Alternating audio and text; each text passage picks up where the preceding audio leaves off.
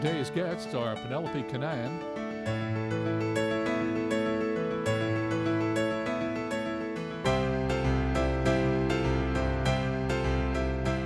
and Ross Hinkle.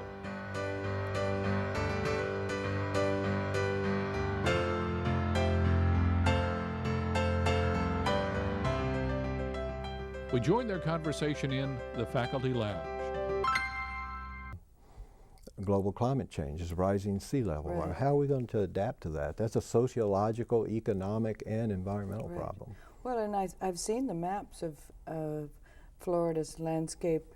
Should both of the major catastrophes that we're worried about, the Larsen B ice shelf and the Greenland melting, how much water there will be in Florida on its coast. Yeah. And it doesn't look good for Miami, does it?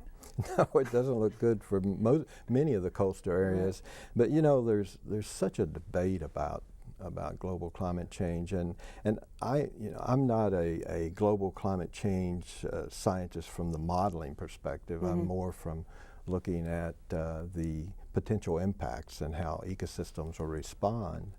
But what's kind of unfortunate sometimes and is that science is debated in the public by the media, and it puts a different perspective on it. And what we have to do is to try to maintain the scientific rigor of understanding just what's happening and try to implement that into some of the discussion and so forth. And that demands sociological as well as ecological and environmental input. Right. Yeah. But I think that science for so long has been used to not being part of the conversation in public, and now has been pretty frustrated and has kind of crossed a line to be trying to get science. You know, it's kind of like if you could say, hey, I know the Great Depression is about to happen, is going to happen. Now, Right. if you knew that, I mean, how much would you want to keep it at the university, or how much would you be out there trying to talk about it? So I think science has crossed that line, but also has been fairly careful about it and is kind of frustrated by the lack of social response. Well, I think you're exactly right, and the issue is integrating the science into the debate in a meaningful way, and also having scientific literate public and journalists. and journalists, yes. Right. Right. And I find journalists are often trying to push me to make it a black and white thing rather than the complex phenomenon that it is, and trying to get the kind of, well, you know, the conflict, two sides of an issue, as if there are really only two sides, or that the two extremes are what's interesting to the journalist. You know what I mean? To try and exactly get a headlines. Yes, exactly. Headlines. Well, and it's important to do that in order to get the public engaged. Right, the hook. But the hook, but the meat Right. it needs to also be integrated in. Right. Yeah.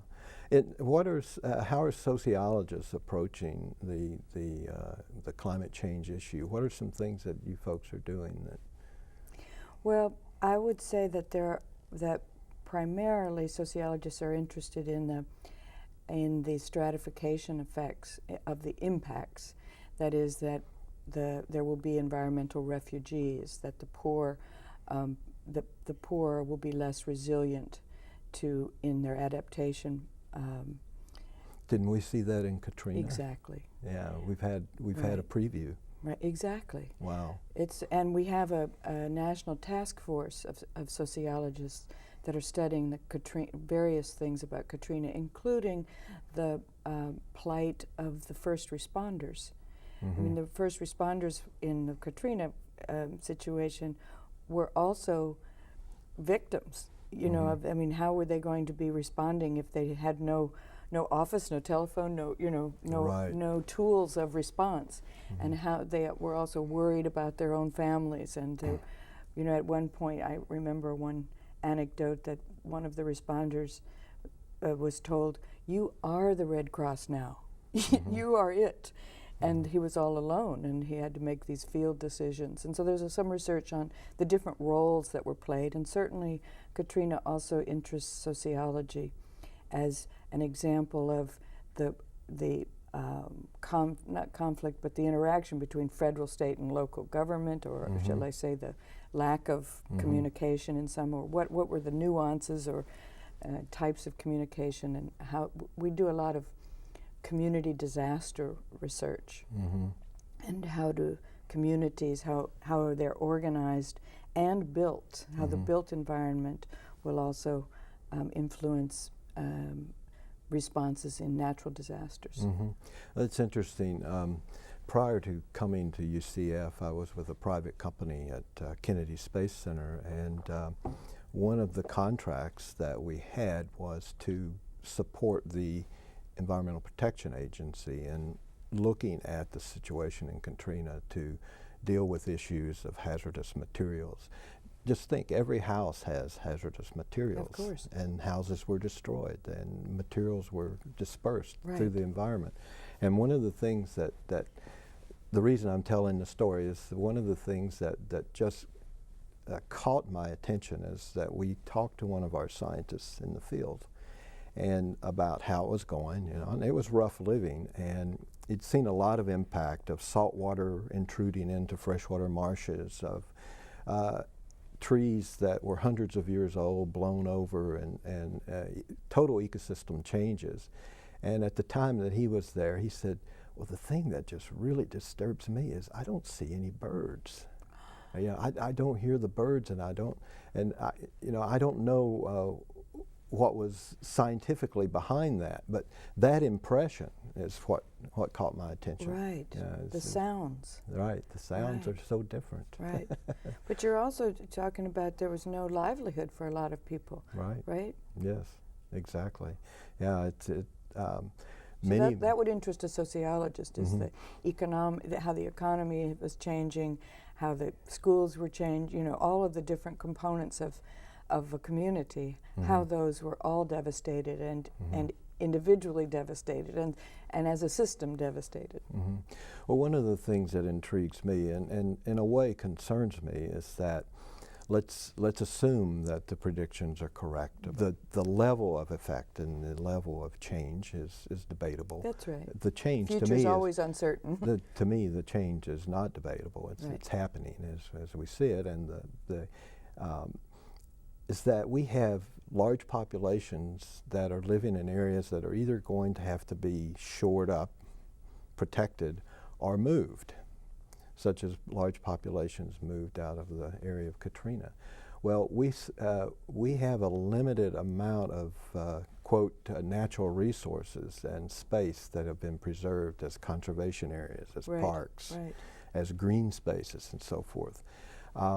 What happens when we start debating utilizing those areas to relocate people, are looking at... And that's relocating within our borders. Yeah. And many of the coastal zones around the world are in very poor countries. I mean, think of Bangladesh. I mean, it's flooded frequently, and there's tens of thousands of people. And the predictions are millions of environmental refugees under many of the scenarios. Yeah. So where do they go?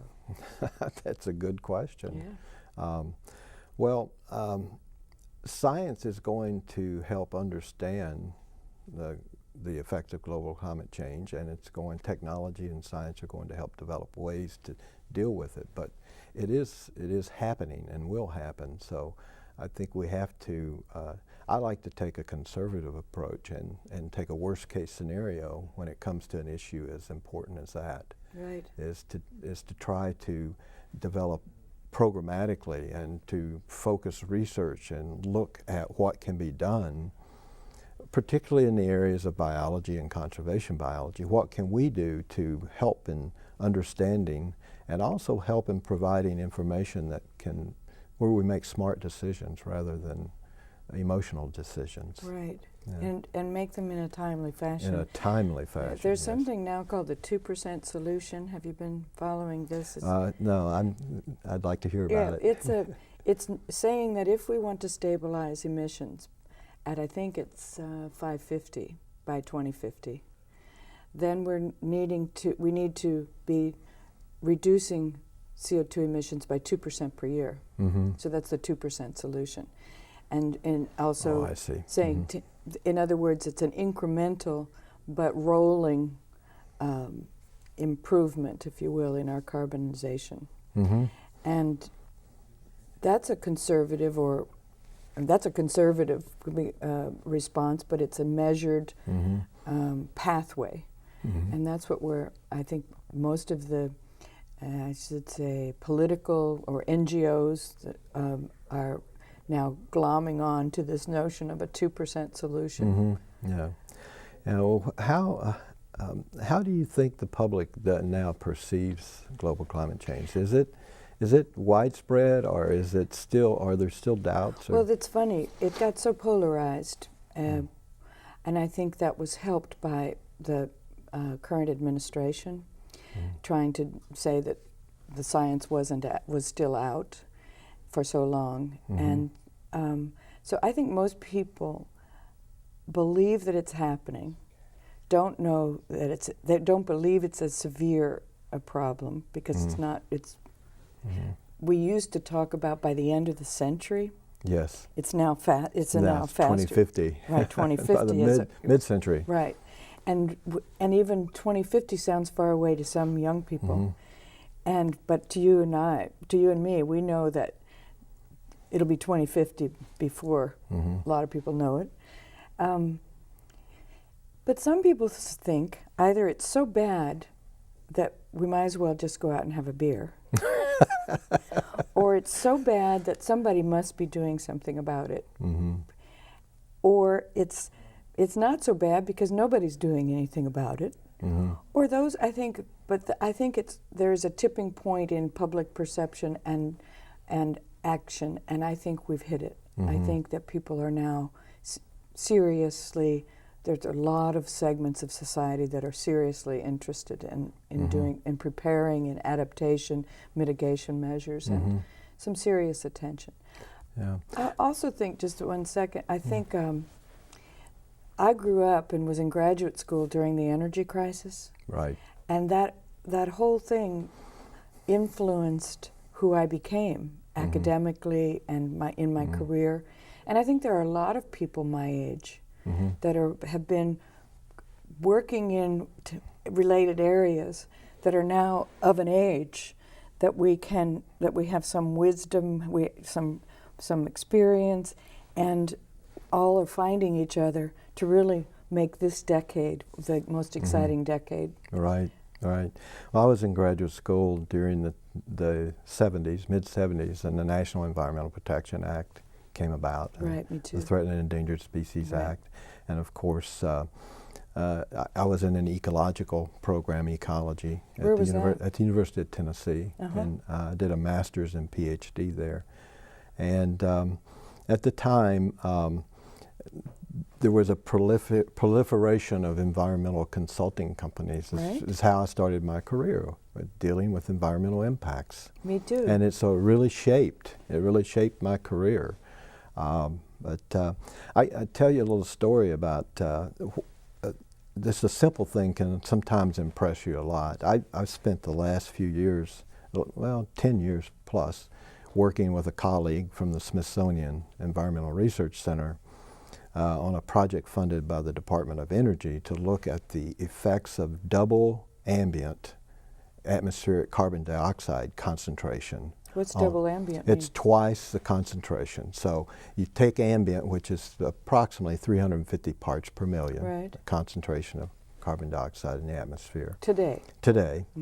And you double that to 700, and you look at how ecosystems respond. And we had an extensive... So you're putting some kind of an envelope over an ecosystem and measuring it? Yes, putting little chambers. So you're pumping in CO2. Pumping in CO2. Measured amount. Measured, doubling the concentration, and then looking at things like water utilization, biomass production, insect grazing, respiration, the physiological processes, species competition. A whole series of questions can be answered in that experimental design. But we were studying at ambient of 350 parts per million. Well, I have a colleague that probably 25 years, 30 years prior to our study was doing field work, and he was using for ambient concentration of carbon dioxide something like he was measuring 290 parts per million. So, thinking about that, that's now let me get this straight. 290 is what was normal for hundreds of thousands of years, right? Well, that was what was normal when he was doing his study. Okay. That was his background measurement, around 300, something like that. And then we were doing a study, and our background was 350 parts per million. And we were trying to estimate what would happen if it were 700 parts per million. So it's just thinking about the fact that a colleague in my lifetime was studying it. Exactly. At that level, and we were studying it at this increased level, anticipating it doubling. So the problem is very real to me. Well, and so what was the response, the ecosystem response? Well, it's very complex. I can just mention some for just in generalities. For example, there were 3 dominant oak species in our experimental design. They responded differently, and you would think, well, they're oak species. 2 of them responded one way, and another one responded in terms of their water utilization and also in terms of the production of biomass, primary production. And how much time did you give this experiment? Well, the experiment started in 1994, and we finished it up this year. And so it was a little over 10 years. So a 10-year growth. Yes, a 10-year response, which was one of the longest running studies. And as a matter of fact, there was another study up at the Smithsonian Environmental Research Center in Edgewater, Maryland, in wetland systems. So the principal investigator, Dr. Bert Drake, who's a longtime colleague, was doing that study there, and also looking at a tropical or subtropical system. Was that part of that series of LTER? Well, we were not part of an LTER, long-term ecological research site. No, we were not part of an LTER. This was a project funded by the Department of Energy, which is interested in the impacts of rising levels of carbon dioxide. Do LTERs put people in the equation? That's a good question. I think from the perspective of looking at ecosystems, they probably look at the historical impact of humans on the site. There is a new program with the National Science Foundation that's under development called the National Ecological Observatory Network. Have you heard about that? NEON. NEON, No, right. I haven't. I really saw it only on something that I looked up about you. Oh, okay. So tell me more. Well, just to backtrack a little bit, probably one of the largest ecological studies was done back in the 60s and 70s. It was called the International Biological Program. And what stimulated that was concern about what would happen to radionuclides that would get into the environment. And I have to be honest with you, I think that probably pushed ecological sciences into the realm of experimental science. And was a major program. Worry under the Cold War of nuclear attack. Right. Okay. Cesium is similar to calcium in the environment. So where calcium goes, cesium goes. Just simply put it. But anyway, there has not been another major ecological effort similar to what NEON is going to do. And basically, it's in 20 different sections, climatic sections of the country called domains. They're going to set up a series of sites that monitor abiotic and biotic activity, species diversity, population dynamics, weather, climate, soil, just a whole range of parameters that will allow one to really understand ecosystem processes and response of ecosystems to environmental change. Okay, this is going to be a very long-term study. But now you can't find 20, you said, right? There are 20 domains, right. You couldn't find 20 domains without human beings in them, could you? Oh, So- no, and so- humans are a part of this. Okay, That's so the point. are there social scientists part of this NEON program? Yes, it includes the land use, land cover history and utilization. It includes ecological processes. It includes population dynamics of humans as well as natural or other species. It still sounds very ecosystem and not very sociological. It's a good point. There's no culture, there's no institutions, you know, so... Yeah. Oh, that's a very interesting Right. point. Yeah. How would you integrate that into? That'd be interesting. Well, let me back up. First of all, I want to say, what is NEON again? National Ecological Observatory Network. So it's kind of like LTER, only with 20 of them. It's designed to answer what they call grand challenge questions about the environmental change and to try and build data and scientific thought processes that allow us to do things like ecological forecasting, ecological risk assessments, and a grand scale, and to deal with questions that could impact major across biome or across ecosystem. Right.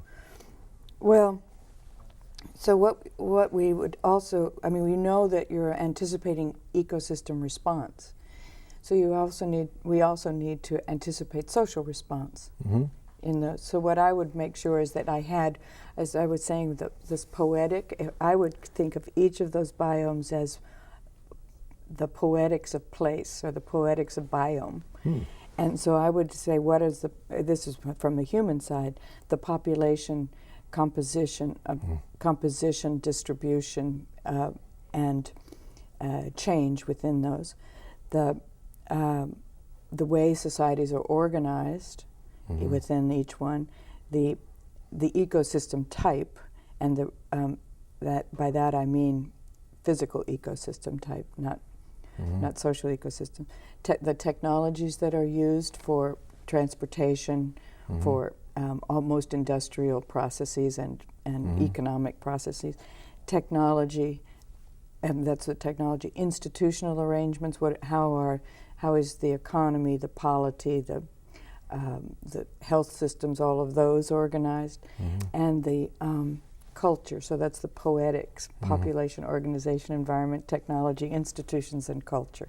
I would want to know. I mean, how the Hispanic culture and its embracing of family and of religion, for example, and its relationship to the land is much different than, let's say, the farmers in the Midwest. Very different orientation than the Pacific Northwest, and their kind of forestry management is different than the farmers in the Midwest. So each of those deserves kind of an appreciation of culture and institutions. I think that's the biggest part I would add. Yeah, and of course the history of the area, the history, the land use history, right. It certainly impacts what we see today. What is the migration patterns, for example?